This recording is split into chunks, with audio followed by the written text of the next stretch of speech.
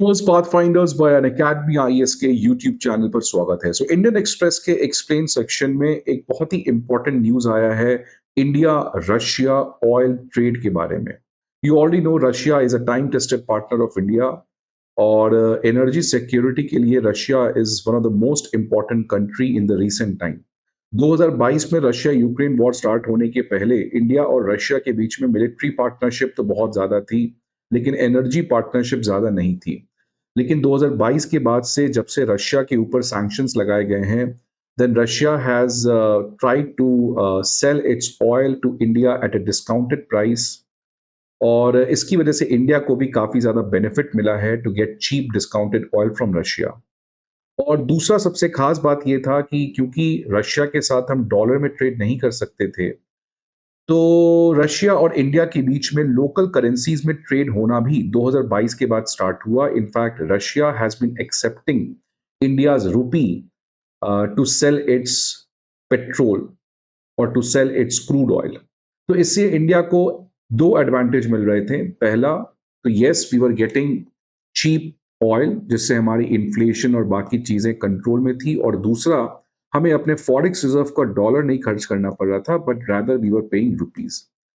लेकिन इसके बावजूद 2022 में ये सभी एडवांटेजेस मिले, लेकिन धीरे धीरे ये एडवांटेजेस खत्म होने लगे, बिकॉज वापस से इंडिया का रशिया से ऑयल खरीदना मुश्किल होने लगा। Because you already know Trump ने 25% का एडिशनल टैरिफ इंडिया के ऊपर लगाया था, which led to 50% tariff on India.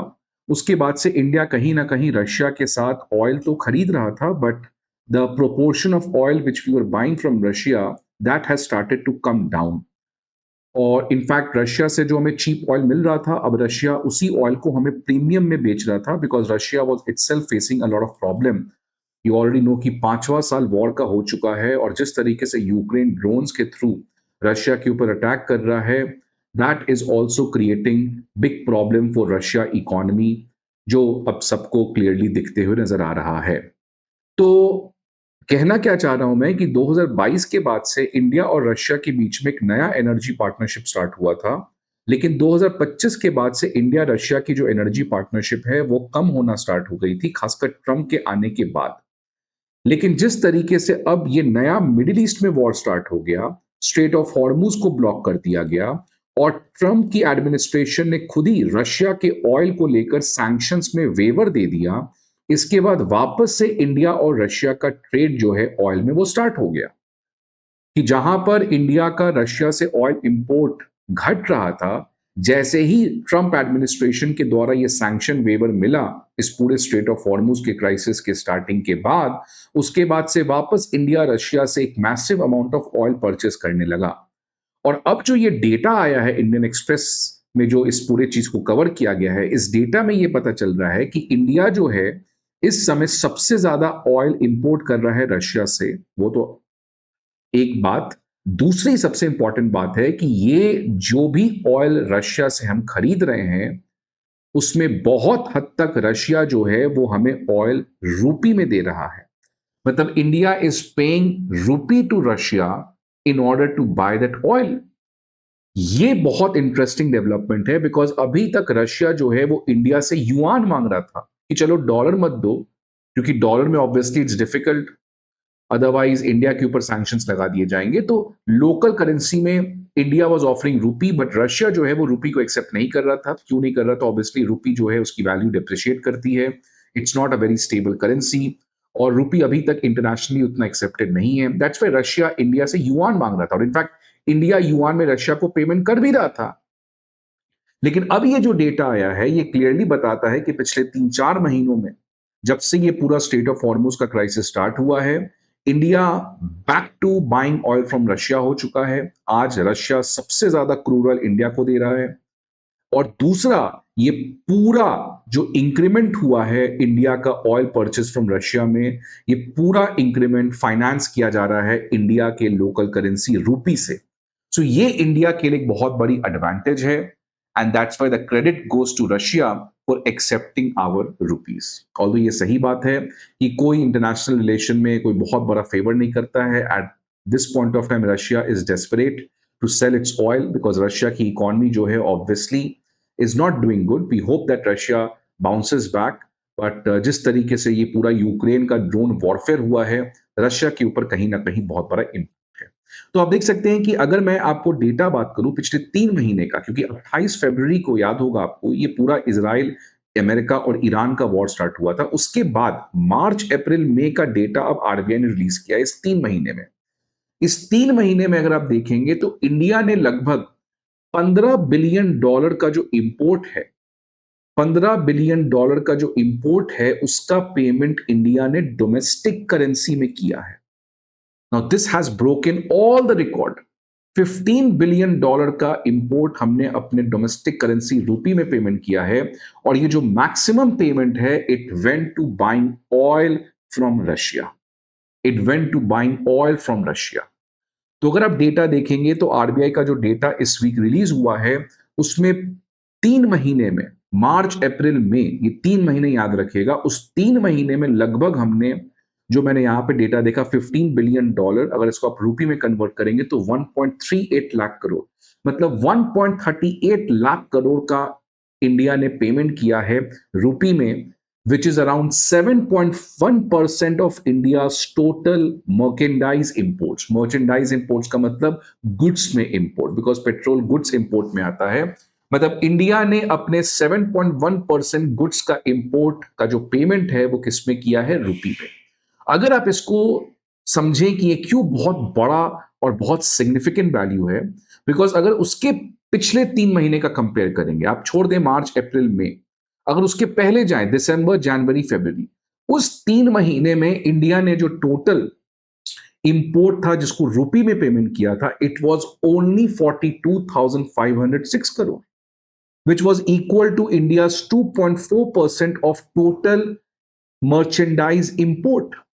तो ये 2.14% 7.1% बढ़ गया 3 महीने में, और ये 42,000 करोड़ 1.38 लाख करोड़ बढ़ गया, which means this 3 month, the last 3 month has been really significant for India's internationalization of रूपी। और आप देख सकते हैं कि ये जो डेटा है यहां से यहां जंप किया है, ये इंडियन एक्सप्रेस का डेटा है, और इंडियन एक्सप्रेस ने मिनिस्ट्री ऑफ कॉमर्स, इंडस्ट्री और आरबीआई के डेटा को लेकर कंपाइल किया है।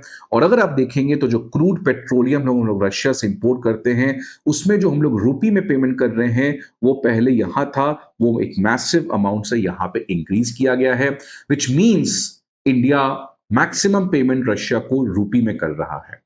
अगर मैं मार्च से महीने, ये 3 महीने का डेटा की बात करूं, तो 1.38 लाख करोड़ का जो डेटा है, अगर पूरे 2023-24 में इंडिया ने कितना रूपी में पेमेंट किया, it was only around 1 lakh crore. मतलब पूरे एक साल का डेटा इस साल के 3 महीने से कम है। 2024-25 में पूरे एक साल में इंडिया ने जो रूपी में अपने इंपोर्ट के लिए पेमेंट किया था, वो भी इस 3 महीने से कम है। केवल 2025-26 जो 12 महीने का डेटा है, उसमें इंडिया ने टोटल रूपी में जो पेमेंट किया है अपने इंपोर्ट के लिए, वो 1.72 लाख करोड़ था। मतलब this year has started on a excellent note, जहां पे 3 महीने में ही हमने लगभग 1.4 लाख करोड़ का, 1.3 लाख करोड़ का पेमेंट इंपोर्ट का वो हमने रूपी में किया है, which really breaks all the record for any 3 month of any particular year. अब मैं थोड़ा सा आपको बैकग्राउंड बता दूं कि ये रूपी का पूरा पेमेंट का हिसाब किताब क्या है। मैंने अभी आपको ऑलरेडी इसके बारे में बताया था दैट 2022 में जब रशिया यूक्रेन का वॉर स्टार्ट हुआ था, वेस्ट का सैंक्शन लगा दिया गया था, जिससे हम रशिया में डॉलर और यूरो में बेस्ड पेमेंट नहीं कर सकते। इनफैक्ट रशिया को स्विफ्ट सिस्टम से बाहर निकाल दिया गया था। अब इस कॉन्टेक्स्ट में इंडिया और रशिया ने एक उपाय निकाला और कहा गया कि हम लोग लोकल करेंसी में अपने ट्रांजैक्शंस को सेटल करेंगे इंस्टेड ऑफ यूजिंग डॉलर। अब ये पूरा कैसे काम करता है, सपोज इंडिया ने 100 करोड़ का ऑयल रशिया से खरीदा, तो इंडिया के इंपोर्टर अब इसको डॉलर में पे नहीं करेंगे, रादर हम लोग पे किस में कर देंगे, डायरेक्टली रूपी में कर देंगे। इसके लिए हमें यूएस का परमिशन नहीं चाहिए, because if you are using dollar then you need the permission from US, but now because US would not give the permission because Russia के ऊपर सैंक्शन था, तो इंडिया ने डायरेक्टली अब 100 करोड़ रुपए रशिया को पे किया। ये पैसा कहां जाएगा, तो रशिया की एक बैंक जो है वो इंडिया के किसी बैंक में एक स्पेशल अकाउंट खोलेगी, एसआरवीए, स्पेशल रूपी वॉस्ट्रो अकाउंट। तो रशिया की बैंक जो है वो किसी भी इंडिया के बैंक में इस अकाउंट को खोल सकती है और जो इंडिया में ऑयल इंपोर्ट कर रहे हैं जो कंपनी है वो डायरेक्टली 100 करोड़ पैसे इसमें डाल देगी, जो रशिया की बैंक के पास चला जाएगा और फिर रशिया की बैंक उस कंपनी को दे देगी जो ऑयल एक्सपोर्ट इंडिया को कर रही है। अब इनफैक्ट रशिया के पास कितने पैसे आ गए? 100 करोड़। अब रशिया इस 100 करोड़ रुपी का क्या करेगा? देखिए, रुपी जो है वो कोई इंटरनेशनल करेंसी नहीं है। अगर रशिया के पास ये $100 बिलियन होता या $100 होता, तो रशिया इसको लेट्स से जॉर्जिया को दे सकता था, फ्रांस को दे सकता था या किसी और कंट्री को दे सकता है, because dollar is easily accepted by any other country. तो अगर रशिया किसी और लेट्स से रशिया मान लेते हैं कि काज़ाख्स्तान से कुछ खरीद रहा है, तो रशिया काज़ाख्स्तान से खरीदने के लिए $100 दे सकता है। बट क्योंकि इस समय रशिया इंडिया से रुपी ले रहा है, तो ये जो 100 करोड़ का रुपी है, ये रशिया काज़ाख्स्तान को देगा तो काज़ाख्स्तान मना कर देगा। वो कहेगा मैं रुपी में एक्सेप्ट नहीं करूँगा because rupee is not a stable currency. यही प्रॉब्लम है रुपी को इंटरनेशनल करेंसी बनाने में, because C a currency can only become international when that country is one of the world's biggest economy, when that currency is stable, when that currency's value increases with time, जो रुपी के साथ नहीं है। इसीलिए अगर Russia को ये 100 crore use करना है तो रशिया इसको वापस से इंडिया में ही यूज कर सकता है। कैसे करेगा? रशिया इंडियन गुड्स खरीदेगा और इसी 100 करोड़ रुपए से पेमेंट कर देगा। रशिया इंडिया के गवर्नमेंट बॉन्ड्स में इन्वेस्ट कर सकता है, रशिया इंडिया के कंपनीज में इन्वेस्ट कर सकता है, रशिया इंडिया में इन्वेस्टमेंट कर सकता है। सो इस तरीके से लोकल करेंसी में आप ट्रांजैक्शन कर सकते हो कि इंडियन कंपनी ने रशियन कंपनी को या रशिया को 100 करोड़ दिया ऑयल खरीदने के लिए, रशिया वापस से वही 100 करोड़ इंडिया में इन्वेस्ट कर दे। इससे ये पूरा ट्रांजैक्शन हो सकता है। ये स्पेशल रुपी वॉस्ट्रो अकाउंट के बारे में मैंने बताया, लेकिन ये देखिए 2022 से दोनों ट्राई कर रहे हैं। ऑल्दो अभी थोड़ा सक्सेसफुल हुआ है पिछले 3 महीने का डेटा, लेकिन अभी भी इंडिया और रशिया का जो ये लोकल करेंसी का ट्रांजैक्शन का जो पूरा प्रयास है वो सक्सेसफुल नहीं हो पा रहा है। इसके क्या रीजन है मैं डिस्कस करूंगा, बट आगे बढ़ने के पहले इस समय अनअकैडमी आईएएस की तरफ से एक 60% का डिस्काउंट दिया जा रहा है सब्सक्रिप्शन प्लान के ऊपर। आप देख सकते हैं 24 मंथ का अगर आप बैच लेते हैं तो वो केवल 23,999 पे ही मिल रहा है।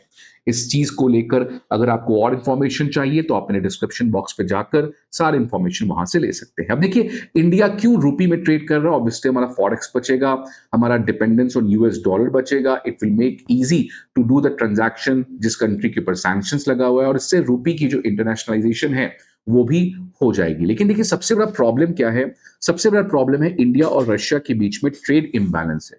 देखिए, अगर इंडिया रशिया से 100 करोड़ का ऑयल खरीदता है और अगर रशिया इंडिया से 100 करोड़ का सामान खरीदता है, तब तो ये बैलेंस हो जाएगा। Which means India is paying Russia 100 crore to buy oil from Russia, and then Russia can buy goods from India of value equal to 100 crore. तब तो जो 100 करोड़ रशिया के पास गया वो 100 करोड़ रशिया यूज कर पाएगा।